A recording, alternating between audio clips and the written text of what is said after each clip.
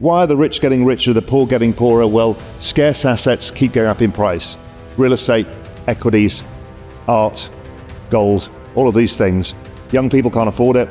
Poor people can't afford it because they've got variable income, which is earnings, and it buys them less of these every year.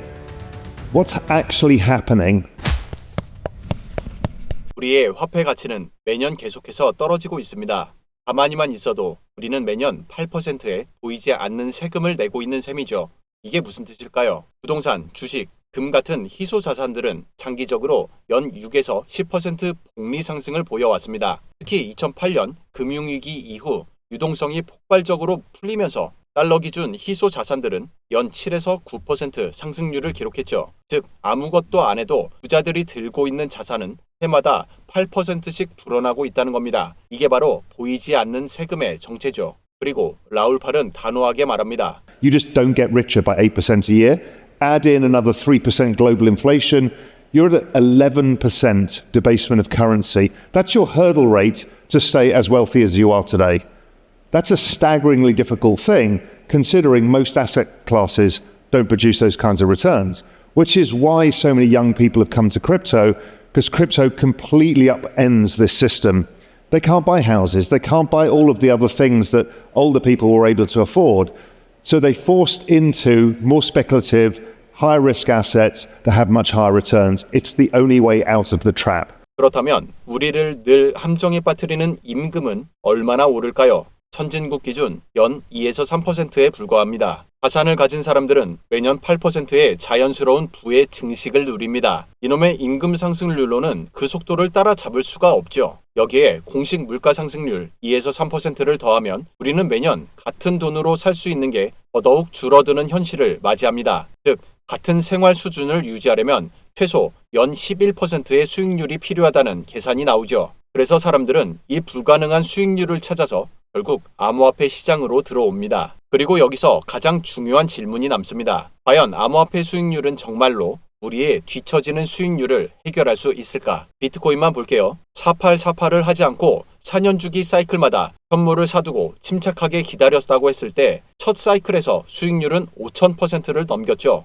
약 52배 상승했습니다. 사이클을 지날 때마다 비트코인 발행량 자체가 작아지고 시장은 성숙해지고 시가총액이 높아지면서 가격 상승률이 둔화되는 경향이 있지만 그럼에도 두 번째 사이클에서 수익률은 약 1200%입니다. 세 번째 사이클에선 약 600% 수익률을 기록하고 지금은 네 번째 사이클 진행 중입니다. 2024년 4월 반감일 기준으로 2025년 8월 마지막 날까지 수익률은 약 70%죠. 자, 여기서 제가 하고 싶은 말은 이겁니다. 요즘 젊은 층 사이에서 코인으로 돈 좀 벌었다 하는 친구들이 이제는 비트코인 기간 조정을 하기 때문에 돈 못 번다, 재미 못 본다 이런 소리를 한다는 얘기가 있던데 웃기지도 않는 소리입니다. 우리가 아무렴 암호화폐 시장에서 부동산이나 주식을 능가하는 수익률로 재미만 보겠다는 마음으로 들어왔다 한들 결국 이 시장에서도 똑같습니다. 최대한 리스크를 줄여가며 보수적으로 접근하는 것, 그리고 무게감 있는 자산에 수익률을 묻어두는 방식이 필요하죠. 비트, 이더가 재미없다는 말은 사실 시장의 본질을 모르는 이야기입니다. 가볍게 흔들리면서 단타로 웃고 우는 대신 큰 뿌리 위에서 시간이 만들어내는 성과를 기다릴 줄 아는 게 진짜 전략입니다. 그러니까 여러분, 우리는 반드시 벌어야 합니다. 시장을 떠나지 마세요. 잃어도 흐름을 알면 결국 법니다. 다시 말씀드리지만 시장만 떠나지 않으면 결국엔 법니다. 그리고 이번 사이클, 우리에겐 아직 부의 흐름에 올라탈 파동이 더 남아 있습니다. 자, 이쯤에서 비트코인 홀더분들이 힘겹게 버텼던 올해 4월 말 5월 초 라울 팔의 이야기를 더 듣고 오시죠. I see no reason for any fear. Finally, the fabled banana zone chart. The construct is the same. It's not a mystery. Each phase, we get phase 1 of the banana zone, banana number 1. The corrective zone, banana number 2 comes, another correction, banana number 3. So this is the banana zone 2017, which again looks very similar to this one. That was the last one. Here we are now. 5월 라울 팔의 영상이 나온 직후 비트코인은 10만 달러를 회복하고 또 다시 신고가를 찍었죠. 2025년 9월 3일을 기준으로 비트코인은 약 11만 1000달러 부근에 머물고 있습니다. 불과 보름 전 8월 중순에 사상 최고가인 12만 3천에서 4천 달러를 찍었고 그 뒤 자연스러운 되돌림이 약 11, 12% 정도 진행됐습니다. 지금 시장은 10만 7천 달러 안팎에서 지지가 형성되고 위쪽으로는 12만 3천에서 5천 달러가 저항선으로 자리 잡고 있습니다. 오늘 핵심 개념 바나나 존을 다시 짚어보죠. 바나나 존은 간단합니다. 비트코인이 이전 최고가를 뚫고 아무도 가본 적 없는 가격대로 들어서는 순간 시작됩니다. 새 돈이 몰리면서 상승 곡선은 점점 더 가팔라지고 마치 미친 듯이 치솟는 구간이죠. 그래서 그 차트 모양이 이름 그대로 바나나처럼 휘어진 곡선을 그리게 되는 겁니다. 최고가 근처에 오면 시장은 늘 잠깐 멈춰서서 숨을 고릅니다. 그리고 나서 한번 툭 떨어졌다가 다시 위로 치고 올라오며 그 자리를 회복시키려는 시도가 이어지죠. 역사를 보세요. 가격 발견이 시작된 지 6에서 8주차 즈음엔 어김없이 이런 되돌림이 나타났습니다. 이번 사이클 역시 똑같았습니다. 예외는 없었습니다. 따라서 지금의 조정은 끝이 아닙니다. 그저 바나나 존이 원래 가진 구조적 파동의 일부일 뿐이죠. 현재는 바나나 1번 조정은 이미 지나왔고 지금을 곧바로 바나나 2번 이후에 본격 조정이라 단정하기엔 아직 이릅니다. 사실 비트코인이 8월 중순 최고가를 찍은 뒤 11, 12% 하락한 것은 비싸진 가격을 잠깐 소화하는 자연스러운 움직임에 불과합니다. 과거 사이클에서는 한번 조정이 오면 보통 30% 안팎의 큰 흔들림이 있었습니다. 그에 비하면 이번은 훨씬 얕은 조정이죠. 즉 이번 흐름은 특별한 이상 신호가 아니라 바나나 존 안에서 늘 반복되어 온 파동 중 하나일 뿐입니다. 자, 그렇다면 2차 바나나 구간 어떻게 전개될까요? 지금 보이는 신호는 뚜렷합니다. 최근 조정에서 거래량은 계속 줄고 매도세의 힘도 약해졌습니다. 더 이상 던질 매물이 많지 않다는 뜻이죠. RSI 다이버전스, 가격은 더 낮은 저점을 찍었는데 RSI는 그 하락폭이 다소 극적이지 않죠. 전형적인 반등 신호입니다. 바닥이 가까워졌다는 뜻이죠. 그도 그럴 것이 9월 2일자로 지지선을 터치한 후 곧바로 반등이 나왔습니다. 지금 거래소에 남아있는 비트코인이 전체 물량의 15%도 안 됩니다. 즉 공급이 얇아진 상태라 누가 조금만 매수해도 가격은 민감하게 튀어오를 수 있습니다. 지금 신호와 가격 구간 속에서 우리가 붙잡아야 할 사실은 세 가지입니다. 첫째, 공급은 줄고 있다. 거래소 보유량이 매우 낮은 수준으로 내려왔습니다. 재고가 얇을수록 누군가 사기 시작하면 가격은 더 민감하게 튀어오릅니다.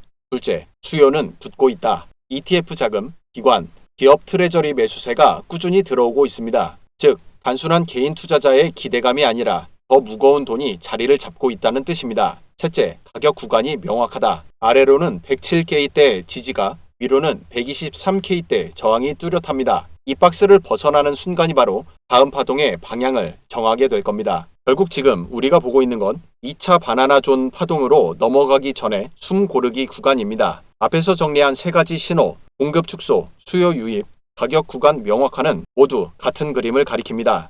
바로 상단 재탈환, 새로운 가격대 형성이라는 전형적인 2차 바나나 패턴이죠. 그러므로 2차 바나나 구간 시나리오는 크게 세 가지로 전개될 수 있습니다. 첫 번째로 상단 재돌파 시나리오입니다. 가격이 123에서 125K 구간을 종가 기준으로 회수하면 시장은 곧바로 새로운 가격대, 즉 가격 발견 2막으로 들어갑니다. 여기서 포모와 공급 부족이 겹치면 상승 곡선은 다시 가팔라지죠. 첫 번째 목표 범위는 약 134K, 그 위로는 138에서 150K까지 열릴 수 있습니다. 두 번째로 박스권 유지 시나리오도 있죠. 107에서 123K 박스 안에서 당분간 횡보할 수도 있습니다. 하지만 이 구간은 에너지 축적기에 가깝습니다. 저점은 단단히 고정되고 고점은 천천히 풀리면서 결국 상단을 향할 힘을 키우는 과정이죠. 가장 불안해하시는 하단 이탈이 마지막 시나리오입니다. 만약 107K 지지가 무너지고 105K 밑으로 내려간다면 그땐 시장이 더 깊은 숨 고르기에 들어간 겁니다. 다만 이탈하더라도 회수에 성공하면 다시 흐름 안으로 들어올 수 있습니다. 어떤 시나리오가 오든 지금의 조정은 바나나존 파동의 일부일 뿐입니다. 11에서 12% 되돌림은 사이클의 끝이 아니라 새로운 랠리를 준비하는 과정이죠. 시장에서 자주 나오는 말이 있죠. 나의 바닥은 누군가의 머리 위일 수 있다. 지금 여러분의 진입 시점은 모두 다를 겁니다. 먼저 들어와서 아래쪽에 자리를 잡은 분들은 편안하실 테고 반대로 고점 근처에서 들어오신 분들은 당연히 힘드실 수밖에 없죠. 하지만 여기서 중요한 건 나의 바닥이 누군가의 머리 위라고 자책하거나 혹은 그걸 한탄하지 않는 겁니다. 왜냐하면 바닥을 완전히 맞추는 건 누구도 불가능하기 때문이죠. 우리가 할 수 있는 건 단 하나, 흐름 안에 머무는 것입니다. 시장은 늘 파도처럼 오르내립니다. 바닥을 잡겠다고 바다에 뛰어들면 휩쓸리지만 흐름 위에 몸을 맡기면 결국 파도가 나를 해안으로 데려다 줍니다. 그러니까 여러분, 바닥을 맞추려 애쓰기보다 파도 위에 남아있는 것, 그게 진짜 전략입니다. 한 번 더 복귀할게요. 상단은 확인 후 따라가고 하단은 회복 후 다시 본다. 즉, 잠깐 뚫었다 말았다 하는 순간 움직임. 그러니까 가짜 신호에 휘둘리지 말고 마감 가격이 확실히 자리를 잡았는지 그리고 내려왔다가도 다시 버텨내는지를 보고 움직인다. 좋습니다. 그리고 유동성 시나리오 궁금하시죠? 라울 팔의 말을 먼저 들어보시죠. It is a repeat of the debt cycle. They are rolling the debts. They are doing the same thing each cycle. It's not to do with a halving cycle, nothing to do with any of that. It's all driven by liquidity cycle and funding of debts. 실제로 비트코인은 유동성의 거울입니다. 유동성이 풀릴 때 금리를 내리고 자산을 매입하고 신용이 확대되면 시중에 돈이 넘쳐나고 투자자들은 더 높은 수익을 찾아 위험 자산으로 몰립니다. 그 순간 비트코인은 전통 자산보다 훨씬 더 민감하게 반응하며 폭발적으로 치솟습니다. 반대로 유동성이 조여질 때 금리가 오르고 돈줄이 막히고 부채 만기가 몰리면 투자자들은 안전자산으로 도망가고 비트코인 같은 고위험 자산은 가장 먼저 맞아 떨어집니다. 그 결과는 급락. 핵심은 단순합니다. 비트코인의 가격을 움직이는 건 반감기 같은 내부 이벤트가 아니라 전 세계를 흔드는 글로벌 유동성 사이클입니다. 라울 팔이 말한 바나나존 역시 결국 이 유동성이 확장됐다가 다시 줄어드는 과정 속에서 파동처럼 반복적으로 나타나는 현상일 뿐이죠. 지금 유동성, 겉으로는 M2가 늘고 있습니다. 하지만 실제로는 다릅니다. 미국 재무부의 단기 국채 발행 때문에 풀린 돈은 죄다 부채 제융자 쪽으로 빨려 들어가고 있죠. 그래서 비트코인을 비롯한 위험 자산에는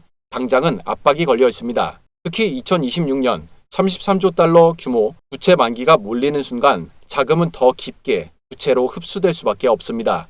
그런데 여기서 중요한 반전이 있습니다. 달러는 이미 약세 흐름에 있고 다가오는 9월 연준의 금리 인하는 달러 강세를 더 꺾어버립니다. 이건 곧 위험자산에겐 유동성 완화 신호가 됩니다. 그리고 더 큰 그림을 보세요. 부채 만기가 몰리면 중앙은행은 결국 다시 돈을 풀 수밖에 없습니다. 그 순간 빨려 들어갔던 유동성이 되돌아오고 비트코인은 누구보다 먼저, 누구보다 크게 반응합니다. 바로 그 지점이 라울 팔이 말한 바나나존의 상승 파동이죠. 따라서 지금의 11, 12% 조정은 끝이 아닙니다. 단지 다음 랠리를 준비하는 값비싼 숨 고르기일 뿐입니다. Everything here suggests to me that hold on to your hats, don't fuck this up, don't lose control of your tokens, don't use leverage, don't get your wallet hacked, just sit with it, be careful, don't get FOMO, do all of the right things, and we'll go up to the next phase of correction zone. That's going to be harder because the next one that happens, we'll have a 35% drop and you'll all say, is it over? And you'll definitely be sure it's over. And everybody on Twitter will tell you it's over, and it won't be over. By our work, we suggest that because of the elongation of the business cycle, because rates were higher for longer, the forward-looking liquidity suggests that, again, probabilistically speaking, without any guarantees, this whole thing goes into Q1, maybe Q2 of 2026, which would align with Trump's, trying to win the midterms as well. 오늘 이 내용을 듣고도 불안이 가시지 않는다, 아직 의문이다 라는 생각이 드시는 분들은 아래 고정 댓글 카카오톡 링크로 들어오시길 바랍니다. 영상에선 전부 풀지 못한 더 자세한 내용들을 알려드릴 테니까요. 감사합니다.